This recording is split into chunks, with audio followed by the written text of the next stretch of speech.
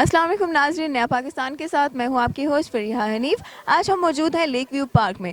काफ़ी सारे लोग मौजूद हैं, उनसे मैं सवाल जवाब करूंगी कॉमन सेंस के बारे में। लेकिन पहले मैं आपको सवाल बताऊंगी और हमारा सवाल ये है कि एक शख्स ने मरे हुए शेर को चलते हुए देखा। अब बताइए ये सच है या झूठ है। अस्सलाम वालेकुम। वालेकुम सलाम। क्या नाम है आपका? शफकत। क्या करते हैं आप? मैं स्टडी करता हूँ। स्टडी करते हैं। कॉमन सेंस कैसी है आपकी? सही है, नॉर्मल। मतलब आप कॉन्फिडेंट हैं अपनी कॉमन सेंस पे? जी। मेरा सवाल ये है कि एक आदमी ने मरे हुए शेर को चलते हुए देखा। अब बताइए ये सच है या झूठ है।